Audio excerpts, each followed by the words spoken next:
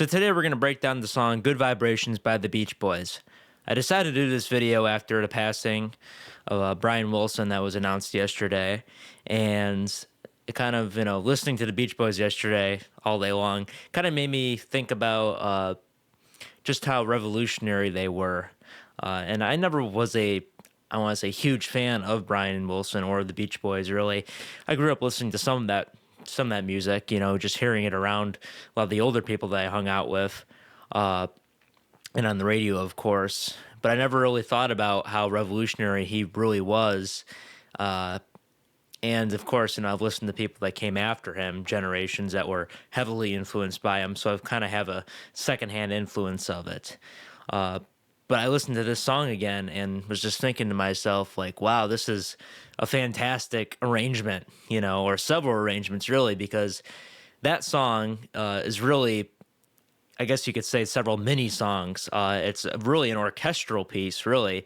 It's got different movements in it and different instruments that were not in any real pop songs beforehand. This is 1966. So just think about the different instruments that are in here. We've got a theremin in a pop song, probably the one and only song that ever had that going on. We have an upright bass, not incredibly crazy, but for 1966, that's kind of going out of favor because now we have electric basses, which is also in the song, which makes it even weirder. We have a cello. That's a first. This is a year before Sgt. Pepper came out by the Beatles, which this particular song and Pet Sounds by the Beach Boys heavily influenced Paul McCartney and the rest of the Beatles, kind of influenced him to do Sgt. Pepper in a way. But this is before that. So putting a cello in a pop song is very odd. Might be the first one to do that. And the part is incredibly weird for a cello as well. I'll solo it and play this. Listen to this thing. It's a real odd kind of piece for a cello. It adds a certain dimension to the song, and you don't particularly notice it, really. It feels almost more like a percussion instrument, I guess you could say. We also have a mouth harp and a little harmonica, too, which is kind of a little bit weird for a pop song, at least in 1966. Those are really the instruments that are kind of just odd in this song. The rest of the stuff, we have percussion, of course, some drum parts, of course, the classic Beach Boys vocals, many of them. Don't know exactly how many they are in this multi-track. It's kind of hard to tell. They're not all stemmed out, which, by the way, I'm not sure if this is the Beach Boys that I'm going to play. It might be. It's kind of hard to tell. It seems too clean of a recording, but it's if it is a cover, it's a very good cover because it's incredibly hard to tell that it is not the Beach Boys, but it might be. At any rate, they're all doing the same parts that were originally in the same original recording, so it's a moot point for this educational purpose here. So let's start the song off and just listen to the lead vocal and the upright bass and organ as this thing starts. I love the colorful clothes she wears and the way the sunlight plays upon her hair. I hear the sound of a gentle word.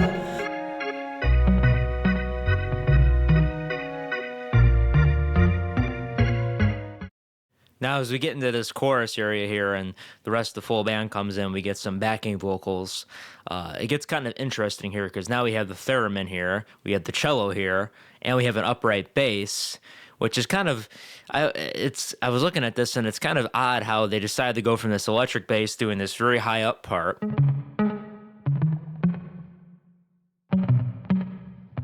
But when the rest of the full band comes in, they bring in an upright bass and the electric bass dies out.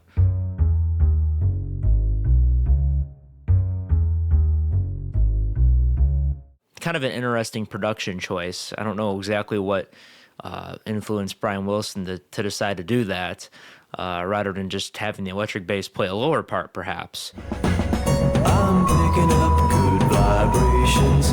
She's giving me the excitations.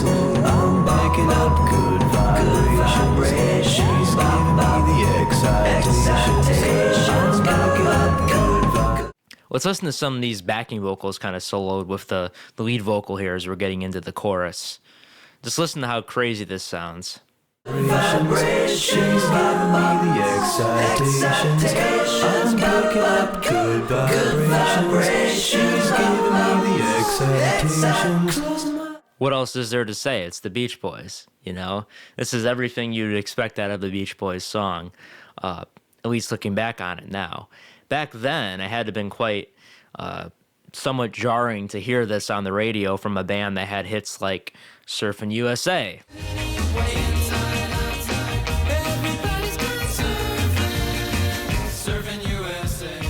Fun, fun, fun.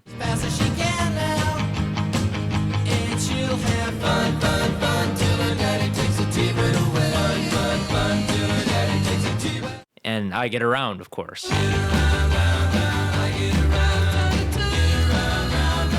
Stepping back into the historical thing of this, I mean, up until this point, this is the mid 60s, a lot of the early 60s songs were kind of just generic pop songs in some sense. We're not getting quite into the revolutionary aspect of the 60s until right about now, in the mid to late 60s. That's when we have this album come out, or this song come out, and then Pet Sounds by the Beach Boys. Sgt. Pepper will come out. The White Album will come out by the Beatles as well. We got, the Rolling Stones kind of trying to do their own thing to some extent, and plenty of other bands that are starting to do revolutionary things with psychedelic rock and stuff. But before this, there really wasn't anything else like it. We always loved the Beatles for the early material, but some of it can be rather, generic pop love songs. There wasn't a lot of very introspective writing until we get to about Revolver, which is 65, I do believe. As all these people are getting older. Same thing with the Beach Boys, started out as a very young group of really teenagers, or people that are around 20 years old. And as they got older, their writing starts to get more complex and introspective, and they're writing about serious things now and taking a lot of drugs as well. Can't forget that part. But I think it really helped the music in general of the Beach Boys and plenty of other artists as well. Because, as much as we love the Beatles, the early Beatles stuff, it can get kind of boring, I think, I mean, I can only listen to so many songs that are about a girl and loving that girl and missing that girl so many times, Not to put any of the Beatles songs down, love them, but at some point there needed to be a change, I think. And that's, I think, part of the reason why the Beach Boys, the Beatles are both cemented in history as, these great bands that had these great careers, and over really a short period of time.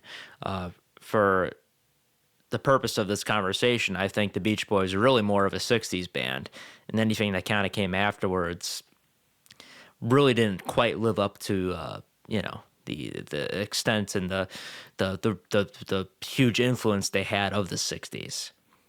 I'm calling out you, Kokomo. In all fairness, Kokomo is a great song for what it is.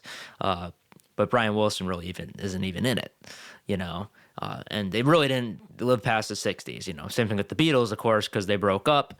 The Stones kind of came back, but of course everybody yearns for the nostalgia and classicness of the 60s and of the prime era of these bands. So it's hard to live that down. And it's hard to come back from something like this.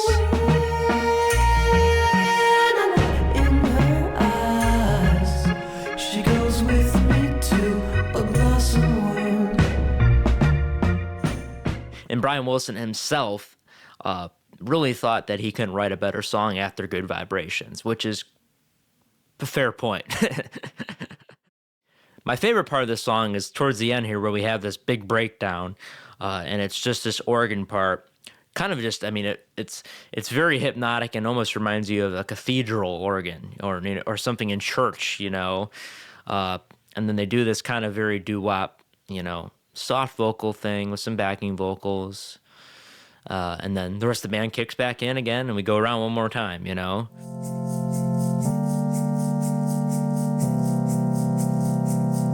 Gotta keep those loving good vibrations are happening.